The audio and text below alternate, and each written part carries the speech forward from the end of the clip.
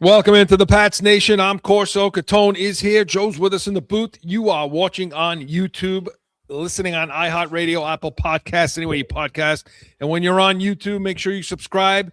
Give us that like. Give us that thumbs up in this AFC Championship weekend day.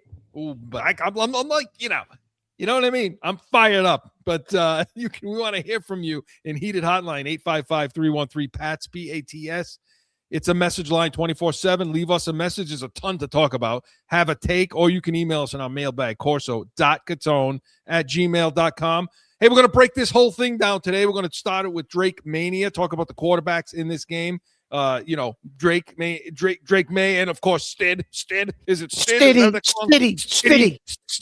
Yeah, we'll talk about two in this game. And we'll go Pat's preview. We'll give you our offensive and defensive keys to victory in this game. And of course, Sunday spread. We're going to pick both of these games today and try to make you a little bit of money in this final, Sunday spread's coming to a close for the NFL, So, gentlemen, good morning. How you doing? How you guys doing? Good morning. Listen, it's AFC Championship. They went one friggin' step away from the Super Bowl. You're asking me how I'm doing? Think about that for a minute. I mean, has it processed that from where we were 1 year ago? I didn't even think. Why? Could you sleep tonight? Last night I couldn't sleep. No. And I'm not even playing. From where we were a year ago, guys, to today. It's unbelievable. It really is unbelievable. It really is unbelievable. You know what I mean? It just shows you all dreams can come true. Hey, Joe predicted it in August. He did. And it's funny you should say that, Mark, because I was actually the only one in August going, hey, listen, you never know. There's still the possibility, just like looking at it from that perspective, what else? We come up the worst 2 seasons in a 4 years in a row. Shout out to Joe. It was like Fantasy Island tattoo. They playing, boss. They playing on Fantasy Island where dreams come true, boss. Well, we've already gone off the rails. We haven't even begun. But let's talk about this one. Let's talk about the AFC champion. Let's give you some pearls out there, some things to hang on to. Hey, just be thankful it's not the night game. You know what I mean? Because I don't know if I could do another night game, Chris. Yeah, all day long. So, but we're gonna start with the quarterbacks. We're gonna do it in Drake Mania. Whenever Joe's ready. That's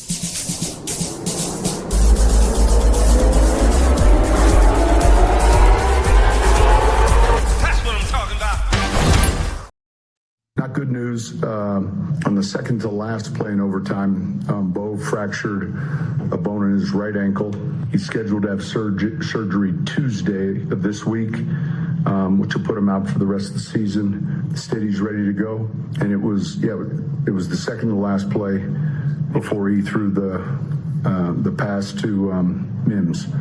Birmingham, he's ready. Like I said this at the beginning of the season, I feel like I've got a two that's capable of starting for a handful of number of teams, and I know he feels the same way. So watch out, just watch. Then why isn't he? Well, because they signed him to a 3-year contract, Chris. Right, and then allegedly the rumor also was teams were inquiring about trying to get him, but they didn't want to trade him. He don't want to trade him. Start on their team. Yeah, to start. I don't buy that. I don't believe that. I don't believe that at all. Yeah, that's a falsetto.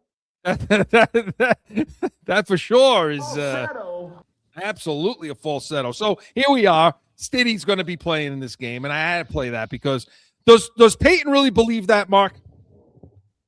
He has to believe it for his team, Chris. Whether he really believes it, he has to believe it for his team.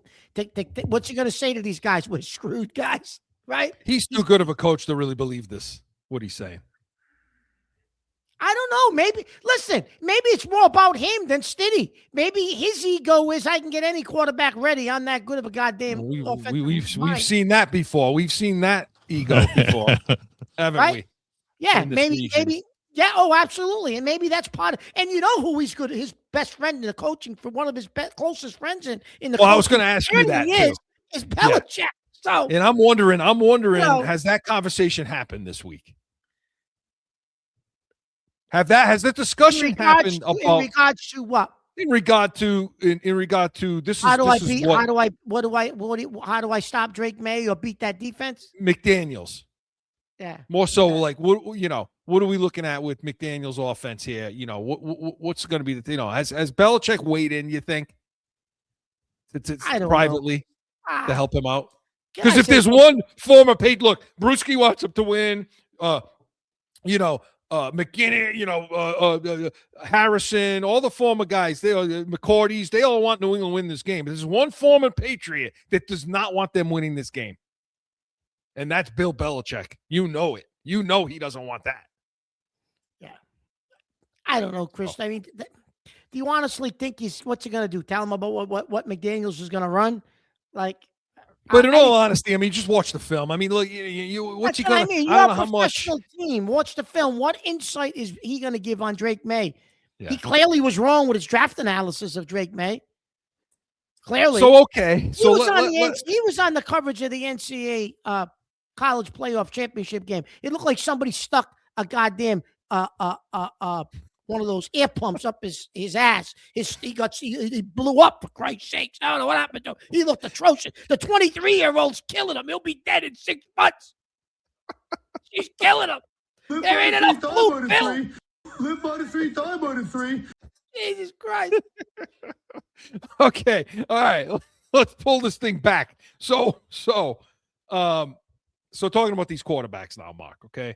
Yesterday on Corso and Catone, we broke down what went on in that Houston game with May and some of the things we need to see do better. And so here we are now in this game. Okay. We can talk about Stidham when we talk about the defense. Yeah. But let's talk about Drake May. Okay. Obviously putting the ball on the ground, Joe. The guy, he's going off the rails over here. This guy already.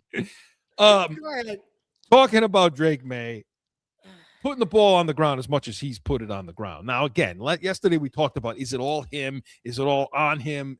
I put a lot of that on him last week about ball security. The problem, though, Mark, is, okay, if he gets better and he'll hang on to the ball and stronger hands, tucking it away, those techniques that they learn when they're feeling pressure, or, get the ball out kind of thing. Okay, but then those are sacks. So, what do we need to see from May today in order to say that game, though, Chris, and maybe it's. I know you said yesterday they won't survive this game if May puts if the ball goes on the ground as much as it did against Houston. The ball goes down on the ground as much as it did against Houston. That's the only way Stidham can win the game. Is the defense sets him up with 4 turnovers, fumble recoveries, maybe, you know what I mean? But anyway, Chris, listen, and you brought this up on the yesterday. You were a little disappointed in McDaniels because where were the checkdowns? Where were the quick outs if you knew you were getting pressured? Where was the outlet to a running back for somebody out of the backfield? And I thought perhaps you couldn't do that against those linebackers. It was irrelevant. You were never going to be able to do that against those linebackers. But I'm going to tell you something. Against this Denver team, Chris, Buffalo was able to hit running backs out of the backfield. They were able to hit the tight ends out of the so those plays were there. And I would argue Allen missed guys as well. Allen played an atrocious game last week, Chris. That game, Buffalo actually probably should have won that game. Buffalo could have easily, Chris, in my opinion, could have scored 40 points in that game. If Cook doesn't fumble the ball, I think the game's a blowout. Change the whole. They're going to run away with that. When it happened, I said, Chris, they just gave them life because if they scored on this drive, the game was going to be a blowout. I agree. And they gave him life. I agree. So you put it on the play caller. Well, so listen, I think May's got to have an internal clock, Chris. He has to know I've got X number of seconds to get rid of the ball. 1,000, 2, 1,000, 3, 1,000, whatever. That isn't even 3 out. It's not out. even 3. You got to get rid of the goddamn ball. Mark, Yeah. Mark, let me ask you: would there be a slight difference in changing the one position to the check down? You know what I'm saying? Instead of your first read being where it is, instead it being Henderson or somebody or Stevenson on the outside on one of those plays. That's your first look. You know what I mean? That's what I think. What we're talking about is a change. It's funny that you're saying that because when in the Chargers game, that's sort of what happened.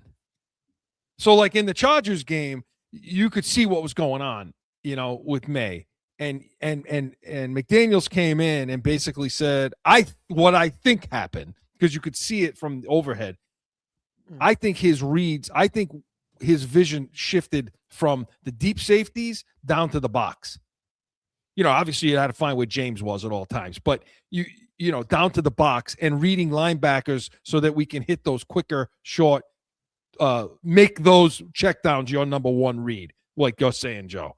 Right. And no, I think there is credence to that, Mark. I mean, maybe not last week so much because of what you said, but I think look, the bottom line is he wants to take deep shots. That's how he is. That's how he's wired. And I get that. He's got Favre in him like that. You know what I mean?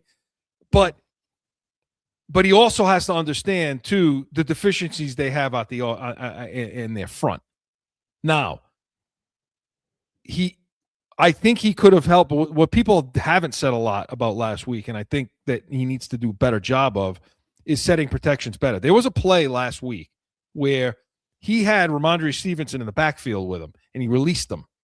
He let him out pre-snap, and he emptied the backfield. So now he was in an empty look, and of course, got sacked, strip sacked. And I said it right before the play. I'm like, what the hell are you doing?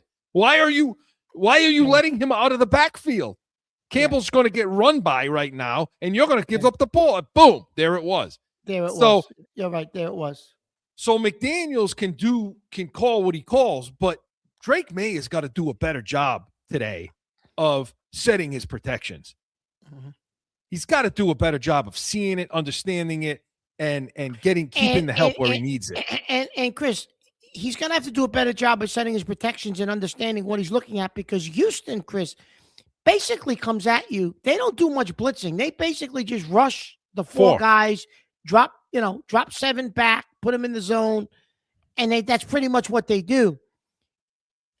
Denver's going to bring pressure from different areas, some blitzes from different areas. They usually come with 5.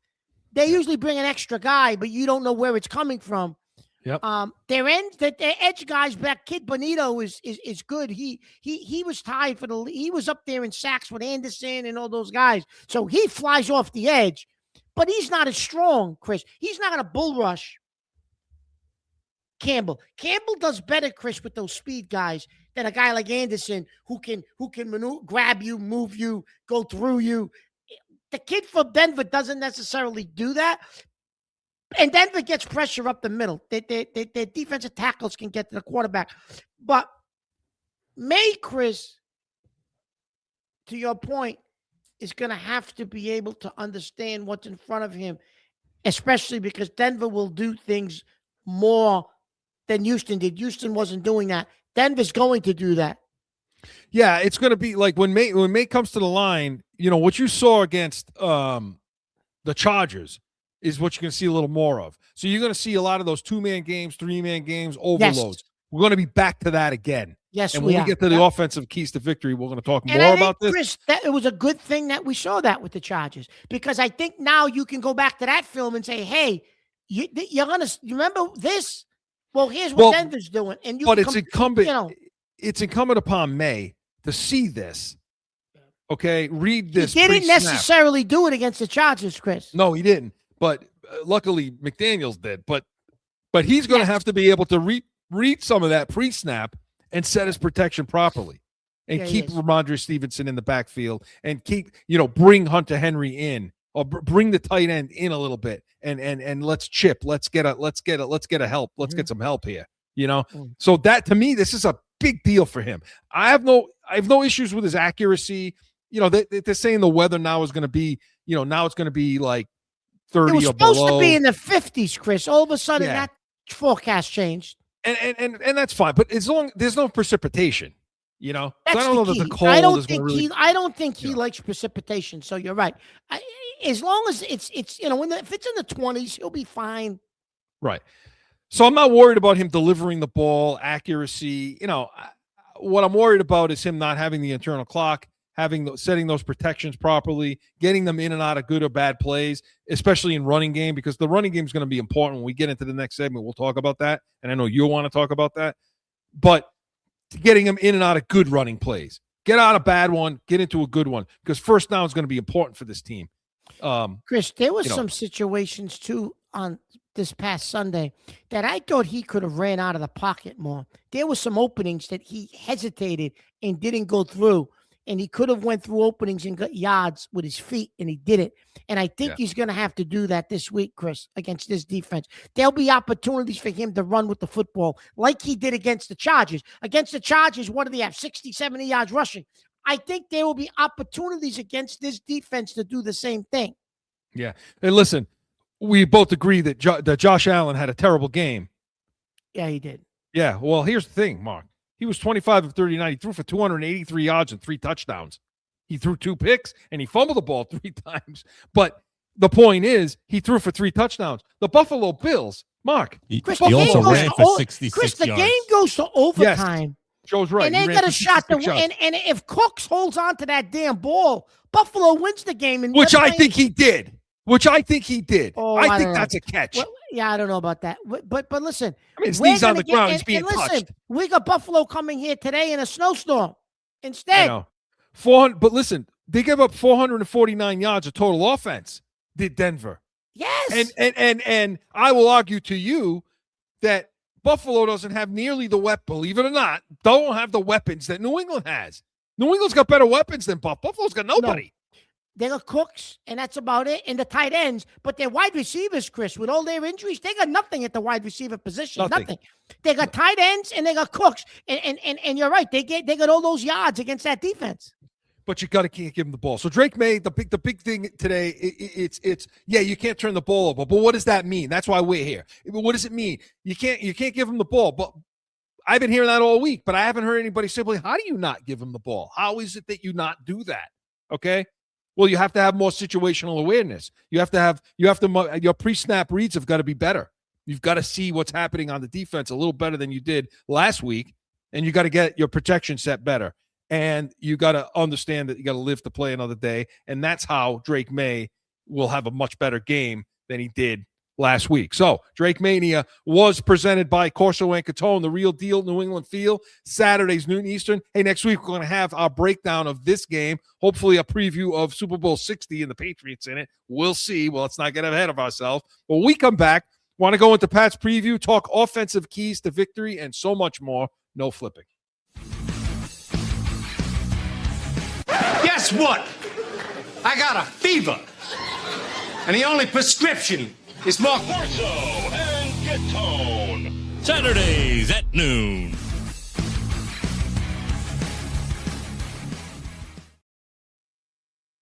Quarterback gets it out. They do a nice job with moving the pocket in different throws and not just standing back there. I think Sean and his staff have done a great job of, finding the balance of when to throw in the pocket and, 7-man protection sometimes on third down. And, and then again, when they don't, they block them. They do a nice job of blocking them on the edges and, they try to stay firm in the middle. Again, he's got, the snaps that he has, the 400 so snaps that are, in regular season action. And then they have. That's the wrong cut, Joe. We're playing the Stidham cut. We'll talk about Stidham when we talk about the defense, but right now we want to talk a little bit about the offensive keys to victory. We want to do it in Pat's preview, and we're going to do it right now. Pat's preview. For pass rush so talented, other than the obvious? They're good. They're good. They got speed rushers. Zach Allen, I think, led the league in quarterback hits, and he's as athletic of a player inside as you'll find. And that's a tough combination when he's coming inside and then they can't step up. And, Benito and Coop, they keep coming. And they do a nice job blitzing. Vance does a nice job blitzing, but they have they have good personnel. And then when they don't, they get the different pressures. So, we'll have to be ready for the base guys that are in there and then any pressures that are going to come off of it. Yeah, so that was Vrabel talking about the Denver Broncos defense, who everybody's very scared of this week, okay, who gave up 449 yards last week to the Buffalo Bills, and 28 first downs were allowed last week, Mark, Chris, by this Denver defense. But does anybody 28. really I said this to you yesterday. Did anyone around here, even the national media, did anybody really watch that Buffalo game? And did anybody watch the Jacksonville game? Because supposedly Jacksonville was, the next hot team, and Buffalo knocked them off too.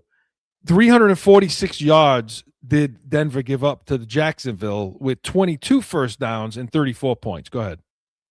So this defense, Chris, if you look at them statistically, since the end of November has gone down. They were the number one defense in the NFL going into the middle end of November, and then they slid a little bit. They weren't the number one defense at the end of the season because teams were starting to move the ball on them and do different things. So, I'm not saying they don't got a good defense. They got a top 5 defense in the league. They're going to be tough. They cause turnovers. They feed off the crowd. They do. They feed off the crowd. Oh, the crowd. The crowd. Toughest stadium to play in the NFL. It's ridiculous. You know what? It's so ridiculous. Oh, I knew I'd get you juiced up. Like it's so goddamn ridiculous. Listening all week long. The problem is there's too much time. You people have too much time on your hands between games. Okay, just not to worry.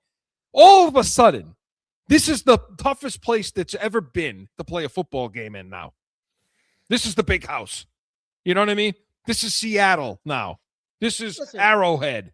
I know you have the altitude. I get all that, right? I get the altitude and all that's that. That's a real thing. Absolutely. That's a real thing. But this stadium, Chris, is not as loud as Mile High was. This isn't Mile High. This is the new stadium. When Brady used to go to Mile High, that was a totally different place. The way it echoed, the way it was brutal. This stadium is still loud. But I would argue it's not as loud as Arrowhead. So what's it going to take? Well, listen, okay. I mean, Vrabel talks about some of these guys that they have, and he's right. He was talking about Zach Allen, that defensive lineman. Oh, they got an awesome defensive line. And good defensive line. Jones is good. Franklin Myers, another good guy. Jonathan Cooper, Benito off the edge, and then dealing with Greenlaw in the middle of that field. Dealing with Singleton. Greenlaw, Chris, I think has lost a step. A little bit after that. A little bit after he's not what he. There was a couple of plays last week against Buffalo. I'm like, oh, okay, the old Greenlaw would have got there. That he was a little. You know what I mean? Yeah. And then in the secondary, Mark, you look. Surtain is probably the best corner in football. Okay, yes, I think he is. He is. You got Riley Moss on the other side, who's a service. Now he's a guy. If you're going to beat somebody on this team deep, he's serviceable, Chris. He's not no special corner. But Jaquan McMillan, real good nickel corner, real good slot corner. Okay, and then Hufanga is a good safety. You better keep your head on a swivel because that dude's going to come up and knock the snot out of you. You're talking about guys catching the ball in the middle of the field. Joe wants these checkdowns, Hunter Henry, guys like that. Well, once they catch that ball in the middle, they better turn and look because this kid's coming to take Chris, their head off. I think Hunter Henry could have a big game today. Yeah. So what's it going to take, Mark? Okay, so now we've outlined some of the players for them. We know they have a good defense. It's a scheme. It's a game plan specific defense. This is different than Houston. This is not we do what we do. This is, we're going to scheme against you. We're going to show you things. And I told you in the last segment, okay, let's start with our protection, okay? Because what the left side of our offensive line is going to see, they're going to see 2-man game, 3-man game, and overload.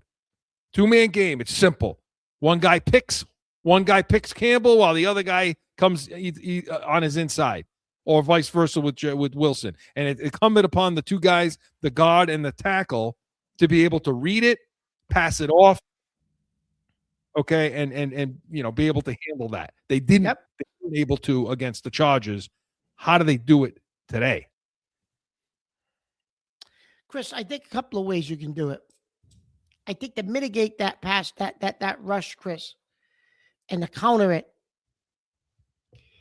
you're going to have to use that quick passing game that Joe kind of alluded to a little bit. To mitigate that pass rush, Chris, they're going to need to rely on the short, quick passes. They're going to have to leverage the fact that Diggs, Booty, I'll use Douglas, Chris. They, believe it or not, have performed well against defenses like Denver's. Even though I know Denver has Surtain, I get it. But I do think, Chris, if May is able to read what's in front of him, I think that short, quick passing game and the running game, Chris, will neutralize the pass rush. And I think they can run the ball against this team. I think Ramondre Stevenson could have 100 yards rushing in this game. I really, really do, Chris. The more and more I watched this defense against Buffalo. And that will help slow down the pass rush if you can get Stevenson to run the ball. Cook ran for 117 yards last week. Yes. They allowed almost 5 yards a carry, did Denver. Okay. And then they allowed Josh Allen to rush for 66 yards, which Drake May is ever fully capable of doing. And that's what I told you on our last segment when we were talking about Drake. I said he's going to have opportunities, Chris, to break to run the ball like he did against the Chargers in this game. And New England is also a good third down team. You know, the Broncos last week allowed the Bills were 10 of 15 on third down. That's good against this Denver team. It is, and add a little bit of that was Allen, I think, too. I think he didn't play a good game at all, Chris, but he did play well on third down. So he made some good throws on third down last week. But I agree with you. I think check down is going to be important. I don't see the left side of the slide issues being completely solved in this game. No, it's not going to be. It's not going to be. So you're right. So I see move the pocket, get the pocket moved a little bit. I think there can be more opportunities in the middle of the field against this offense. Against this defense. I think those opportunities will be there. I like if Mac Hollins plays, okay, then I like even more some of those over and under routes, those in cuts, those deep in cuts, and those shallow in cuts, or those over routes, and him opening that up for some other guys like Pop Douglas and like Stephon Diggs, and if Chisholm's in there, like that's how you're going to beat this team. But the ball's got to come out, and so. And Chris, what you mentioned though about Buffalo on third down efficiency, part of that was because Buffalo on third down got Josh Allen on the move.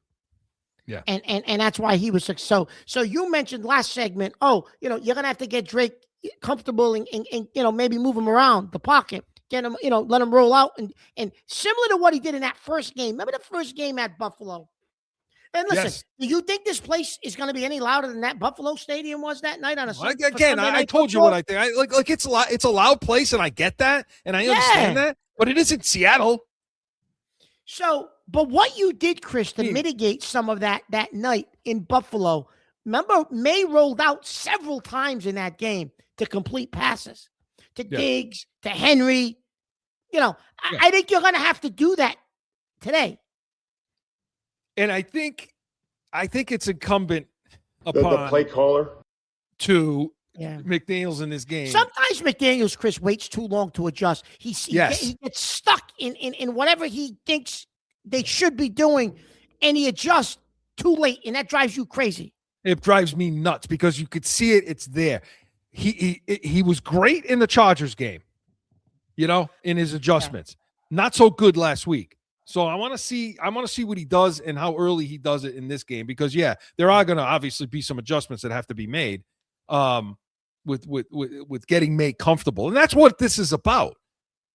This is about protecting the quarterback, getting this kid comfortable right off the bat, which means if you got to put him on the move, get him hit a little bit just to get him comfortable, fine, do it. But that's what this is going to be about. Don't turn the ball. Like, if they don't turn the ball over in this game, they should win this game. I mean, there's no reason to me why you can't win this game. If they come out of this game clean, Chris, with no turnovers, no fumbles, nothing, you're right. I think you got a real good chance of winning this game. I think it's going to be hard to beat them if they don't give if they come out of this game, no turnovers, clean game, I think it'll be hard to beat them. And I understand the attraction and the want to get Henderson on the field because of his big play ability. You know, he can pop one.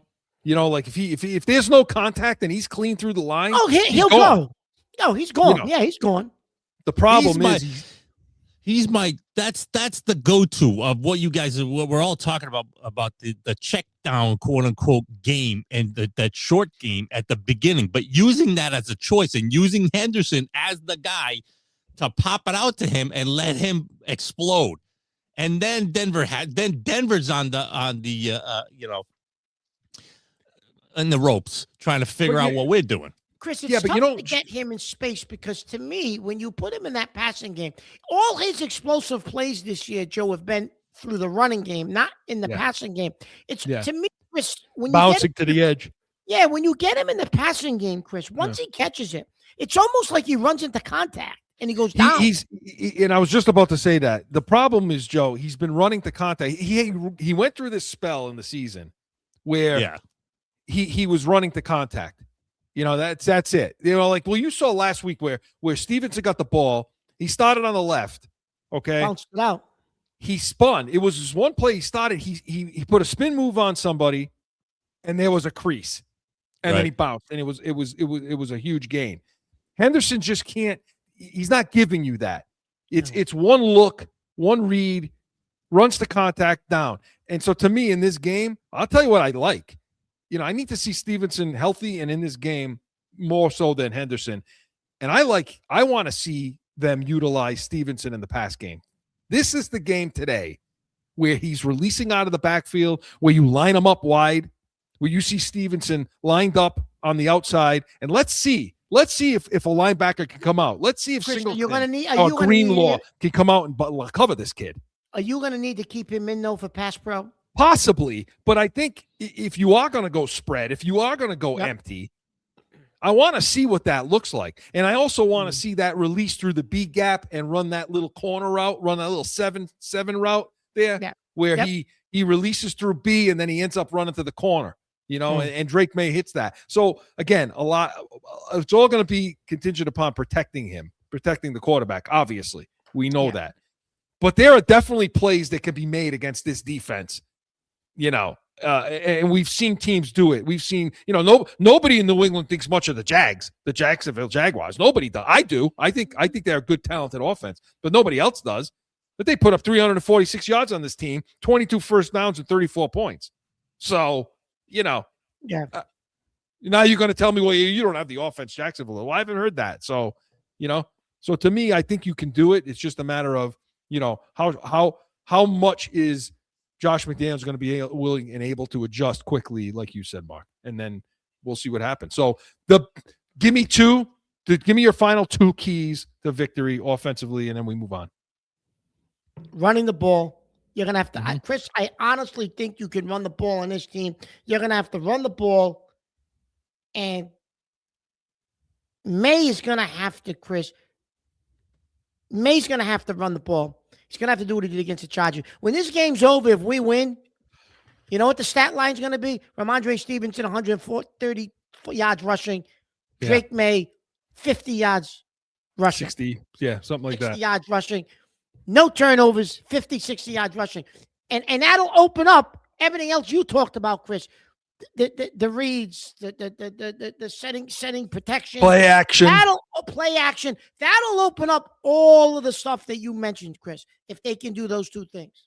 Yeah. So those are the keys. We'll see what happens on offense. But when this portion of Pat's preview was presented by CORSO Law Group, Arizona's leading criminal and traffic law firm, CORSOLawGroup.com. Allow us to be your voice. We come back, going to continue in Pat's preview, give you our defensive keys to victory, a little coaching, and then we'll get to Sunday spread. Stick around.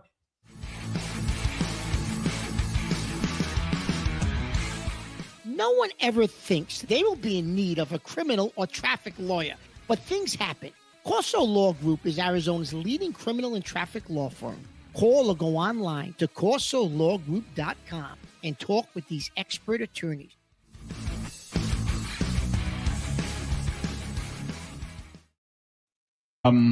No.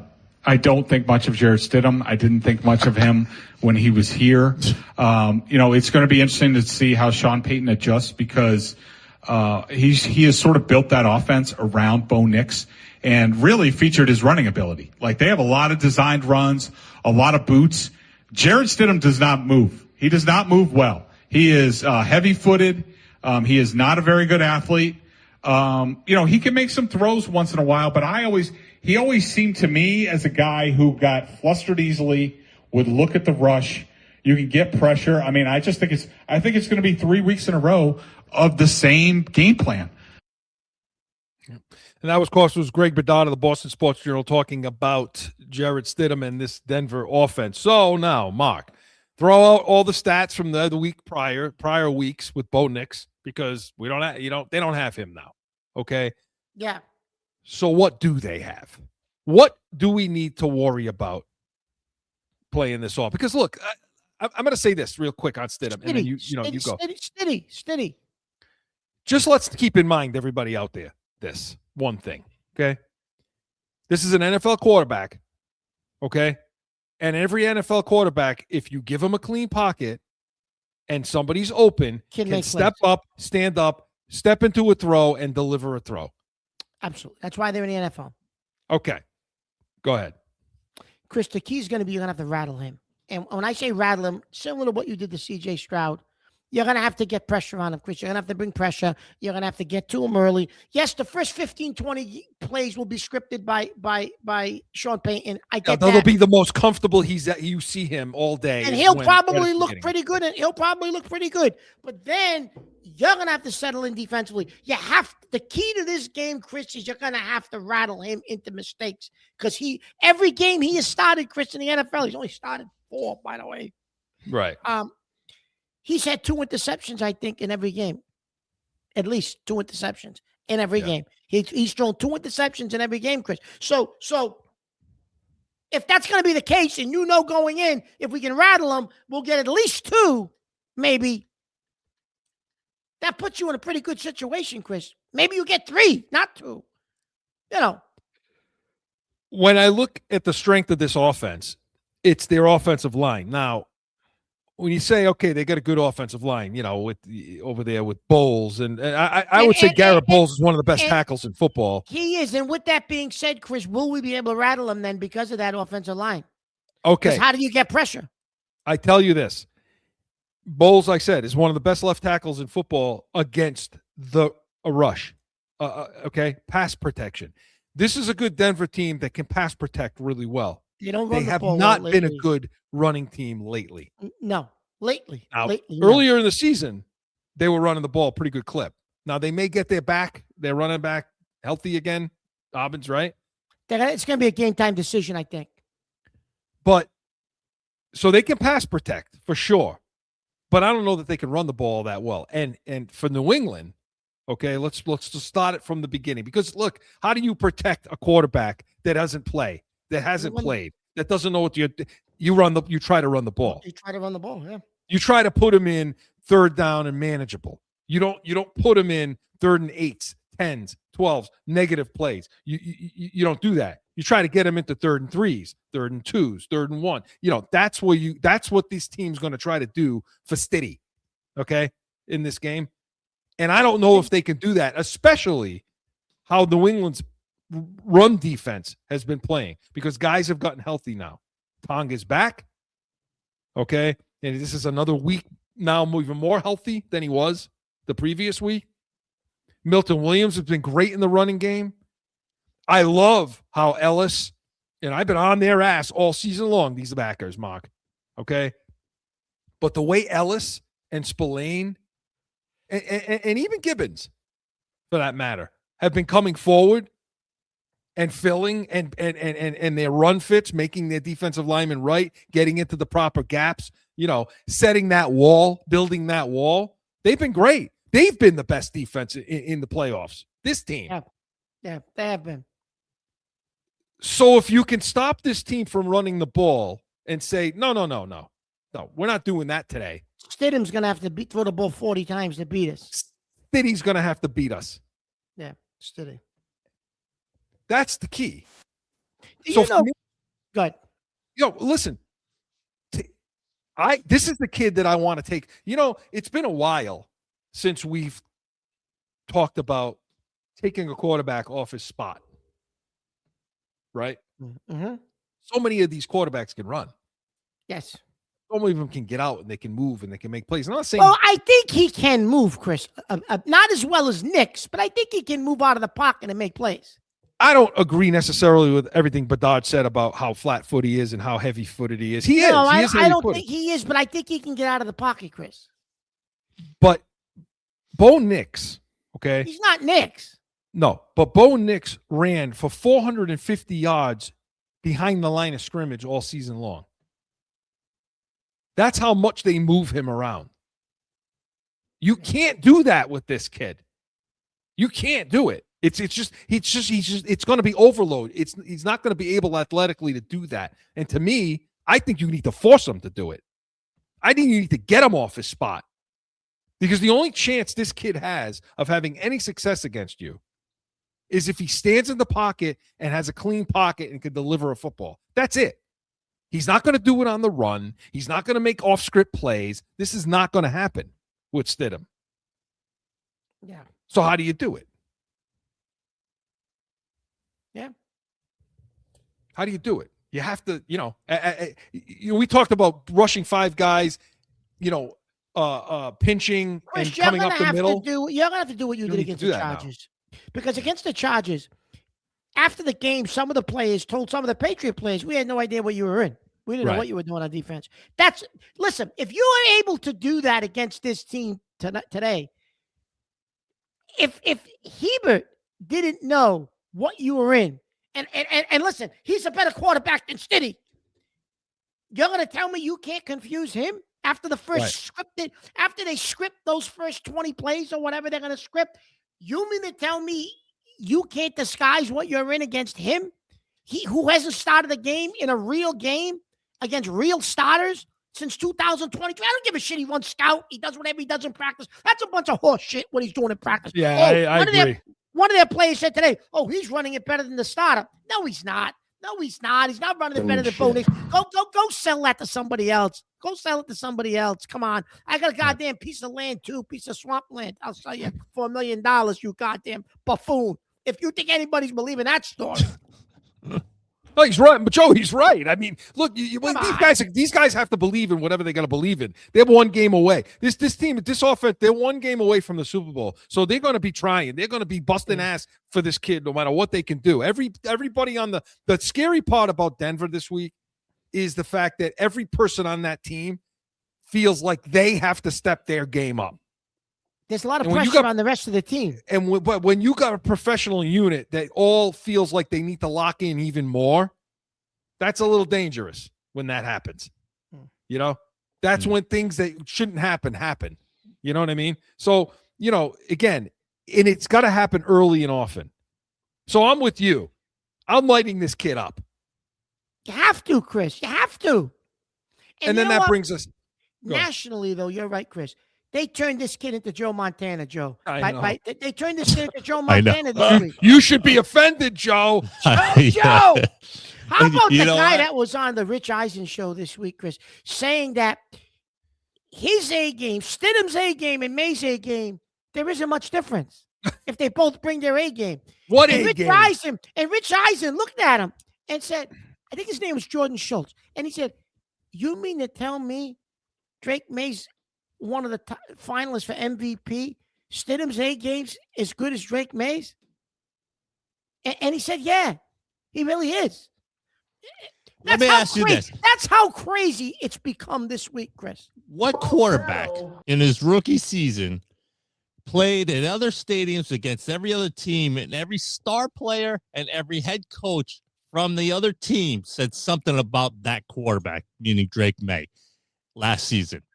Every team at the end of the highlights, their star player and they got a quarterback. At least their quarterback. They got a guy and their head coach. Yeah, they all said. I've never seen that happen. Not with Brady. Not with anyone. Harbaugh said it. Although I think he's, I think he's 3 sheets to the wind now. This Jim Harbaugh. But I mean, he said it after that game last year. Oh no, he's right. He's right. You're not saying that about Stiddy. Nobody's Never saying heard that it. about Stiddy. You know, I mean, Vrabel. Listen, this is what Vrabel had to say about their offense. The quarterback gets it out. They do a nice job with moving the pocket and different He's throws. got to say this though, not just standing back there. I think Sean and his staff have done a great job of, finding the balance of when to throw in the pocket and, 7-man protection sometimes on third down. And I can't wait to see that. And then again, when they don't, they block them. They do a nice job of blocking them on the edges, and they try to stay firm in the middle. Again, he's got the snaps that he has, the 400 so snaps that are in regular season action, and then they have a lot of snaps on what they want to do. So we'll have to be prepared for the plan and the things that they've shown. I'm sure there'll be some things that they haven't shown. He's more than capable to go out there and operate. And it's why he's a backup and one that was coveted around the league. He might as well have just said this. That doesn't mean shit. I mean, I've never heard so much bullshit in my life. But Chris, that was quite opposite. Sean Payton saying our crowd will have 2 weeks to rest before the Super Bowl. I know. So they got to bring it. And then he tried to walk it back. And Vrabel said, "Oh, we don't need bulletin board material. We're ready. We're focused. With this, oh bullshit! You don't think he's telling his locker room? The coach already has them moving forward against us. Yeah, you can't unring that bell. That bell's been rung. He screwed up. That bell's been rung. You're not. So you heard they brought that up to Keyshawn Booty. You heard what he said? Yeah. And they're talking about, you can rest for 2 weeks before the Super Bowl, this and that. He said, yeah, they can go rest in Cancun too. When they lose, in other words. You know what I mean? So, okay. So, again, I think it's a similar game plan that we're going to see. I think your safeties are going to sit flat-foot reads again. And, Mark, we didn't talk about the wideouts, but look, Mims, Sutton's a good receiver. A collection of good wideouts, Chris. I mean, they're not elite wideouts, but they're a good collection of wideouts. Nothing I'm concerned about playing man coverage against these guys. If Christian Gonzalez can't take Sutton out of this game, then he ain't the guy. He ain't the guy. You're right. And he's not worth all that money. And he's the guy. He's the guy. I mean, the way he's been playing up till now, you play a lot more man, and you make it confusing for Steady, whatever the hell they call him over there. Steady. They're going to have problems. Their offense will have problems. They won't be able to run the ball. But to me, the key is on first down. You've got to win on first down. You've got to force this kid into third and longs, second and longs, third and longs, situations where he's got to sit, deliver the ball under pressure, and he will be under pressure all day. Crowd's not going to be a problem then because the crowd's going to heat their mouth shut when their offense is out there. Can I add to this, Chris? Yes, you may. Can I add to that first down?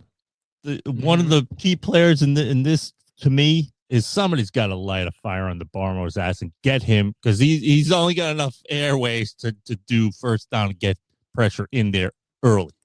And they're going to be watching him. They're going to be watching him closely because of the blood clots and all the stuff he's had in this weather and that altitude. That's something they got to pay attention to with this kid, health wise. But no, I'm with you. Yeah, listen, it's going to be similar game plan. You're going to see a lot of pressure coming from different places. Zero looks, and don't let up. That's my thing. Don't let up. Don't let him breathe. Don't give him any room. Early in that Houston game, Chris, you were pissed off because you said, "Where's the pressure?" Remember? Yeah. And then they started bringing it, and they didn't stop bringing it. Right. And that just has to be coming off. You got to get off the bus bringing pressure. That's it. And if we're gonna die with that, if Stidham's gonna face a blitz, if he's gonna face a zero look, and you don't know where it's coming from, and he's gonna step up, he's gonna find a hot read, and he's gonna get him in and out of good plays. And Sean Payton's a great coach, I'll give you that, but he can't play. He can't get out on the field, and so it's incumbent upon his guy to get them in and out of good plays, to have good pre-snap reads. Good luck, and never having that played in 2 years. If he's able to do that, Chris, without throwing a pass in a regular season game since 2023, give him the game. Give him the game. You beat us. Hey, you beat us. And in that situation, they should win the Super Bowl too. Then, yep. If that happens, and if we lose to this team, Chris, and a backup quarterback, we ought to be ashamed of ourselves. Absolutely, I agree. This one, I agree with you 1,000%. over, and then we'll get to the next segment. We do the picks. We're going to talk about that too. But Pat's preview was presented by Corso and Catone, the real deal New England Feel. Saturday's noon Eastern. Next Saturday, we're going to break down the post game of this Broncos game and hopefully have a look ahead to Super Bowl 60. But when we come back, going to go Sunday spread, make you a little money on these games, and give our final picks. Stick around. Mark, I'm serious. I think I lost my mind. Certainly, it was an exciting show. I want Murray. What? That's crackers? it. What is wrong with Get him on this damn you? show. Lost your mind tonight. That's all I have to say. Lost your mind. What are you writing now? So I'm working over here. You're talking about nonsense. I'm working. That's why we are the real deal New England Feel. It's going to be real. Oh, it's going to be real, all right. Back in with more Pat's thing, man. I'm ready to. I'm going to kick off. Kick the ball off now. Let's go. Let's go. Let's go. But before we do that, though, we got to give you some picks. We got to give you our locks, the locks of the week. Give you make some money. Make our picks of this game. We're going to do it in Sunday spread. All right. Had a Okay. pretty good week last week. Not bad. Not bad. I mean, you know. All right. Well, let's go to the other game first. All right. Let's talk about the Rams at Seattle. Yeah. 2.5. Seattle's favored 2.5. It's a 46.5 point over. What do you think? By the way, twice they played this year, both games combined total of like 3 points. So one game was won by one game was won by 2, and they split this season. This is a tough one, Chris. It's a tough one. It's tough. Seattle's got a real good defense. Seattle may have the best defense. I think Houston does, but Seattle's right up there. Yeah. Seattle's right there. How about this? Bury the over in this game. Bury the over in this game. Bury it. Yeah. Check the weather, but bury the over. Check the weather. If the weather's okay, there's going to be points in this game, Chris. I'm telling you right now. I like I'm going to take Seattle at home to win this late with a field goal. Late. Real late. Yeah, I like them too. I like it too. And I think Seattle's going to win. So you think they're going to cover? You're going to win by 3? It's a 2.5 point spread. They win by a field goal late. Yeah. I'm taking Seattle in the over in this game because I think Seattle's going to win by 7 or more points this week. I really like Seattle in this game. Okay. Watching the Rams, okay, they're life and death in every game, it seems. Yeah. You know, and I'm going to say this, and I mean it. There's been a lot of moments that Stafford's have that I thought, this don't look like an MVP right now. Yeah. And I just feel like going into that place, playing that kind of defense, I don't know that the Rams are going to be, lighting it up all over the damn field like people think they're going to be doing against this Seattle defense. The key to this game is going to be on the other side of the ball. Is Darnold going to give the ball away too many times? I'd rather play them if we're going to the Super Bowl. That's the if we go to the Super Bowl, I'd rather play Donald. Yeah, because that's a big key to this whole game. Is what the hell's Donald going to be like in this game? Because he'll give you the ball. He's had some rough games where 3-4 picks, and once they start, they don't seem to stop. But they got your guy on offense, Mark. Why are you going to remind me about Smith Najiba? Wouldn't it be interesting? Wouldn't it be interesting if New England gets to the Super Bowl and they play Seattle? Smith Najiba and Gonzalez. That the winning play is Najiba catching a touchdown pass over Gonzalez? You Mark, don't even know what I would Joe, you might have to call a rescue for me. He'll break everything in his house. You have to call the rescue. They'll have to take me for a mental health evaluation. Because for those of you who don't know, Mark, when the draft happened and Belichick took Gonzalez, Mark was screaming for them to take Smith and Najiba over Gonzalez in that draft. Wow. So all right, we like Seattle. Joe, who do you like in this game? But I get something interesting when we get to the New England game. You'll see what I'm going to do with this Seattle game. All right. I don't know. You guys sold me on the Seattle game, but I don't know. I think it's going to be an MVP showdown in the Super Bowl. A lot of people they've been calling it all season. Everybody's been MVP at this and that, and so I think it's going to be Drake May against Stafford Super Bowl. So I get the Rams. Stafford's going to win the MVP the night before the Super Bowl, and Drake May is going to be the MVP of the Super Bowl. That's what I'd rather. That's what I'd rather. Of course, yeah. Sure. Who the hell doesn't want that? That's the key. Yeah, right? Absolutely. All right, so there's that game. All right, Mark. Let's pick our game now. Oh, so okay, just so you're gonna go with Stiddy. Well, wait a minute. Patriots are favored by 5.5. It's a 42.5 point over under. Just understand, this is the longest spread, right? In a championship game, I think in I don't know how many years. Like I think Sean Payton's going to use that as bulletin board material for his guys too. And by the way, any other time that there's been a spread like this, they haven't covered. No team. No. Does history repeat itself then? 5.5 is a lot of points in the championship game. It's a lot of points, especially on the road. You want me to go first? Yeah, I'm waiting for you. The world is waiting for you. Despite what everybody thinks about Stiddy,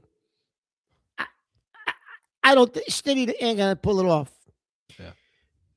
I like New England, and unlike everybody else, I don't think Denver's as good as everyone thinks they are.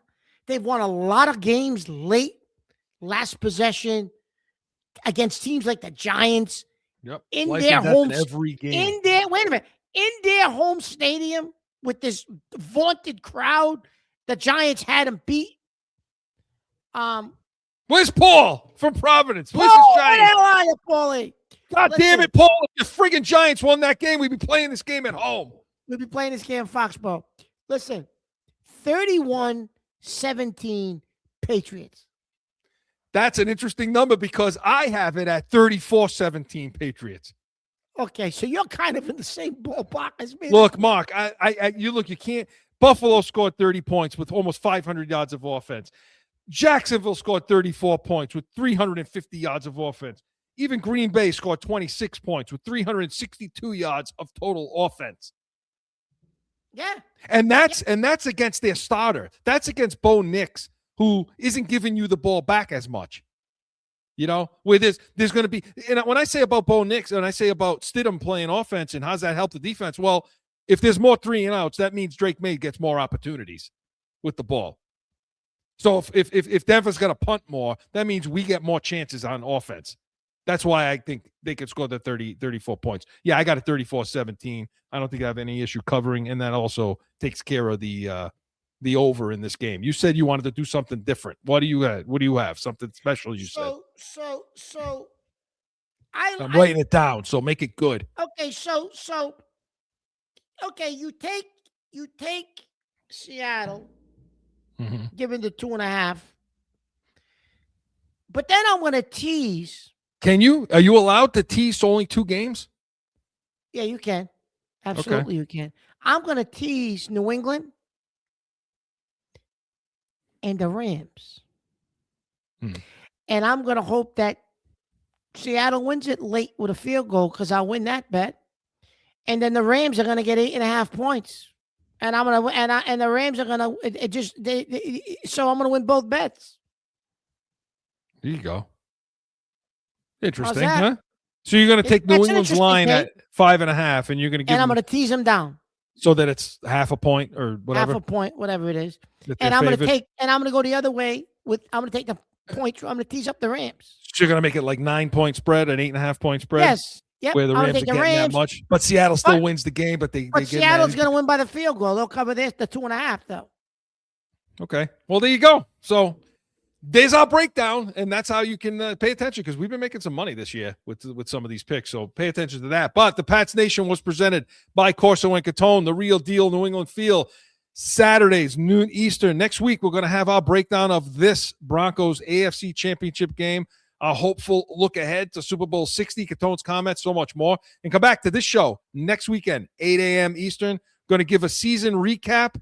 Regardless, we're going to have a season recap, that in-between week of the Super Bowl. And hopefully, we'll be starting our Super Bowl 60 prep with the New England Patriots. We are the Chris, Pats Nation. One stat we didn't talk about. Do you know they only beat the New York Jets by 2 points, Denver? I know. It's going to be life and death. Let's see how it goes. We are the Pats Nation. Hey, enjoy the game, everyone. Falsetto.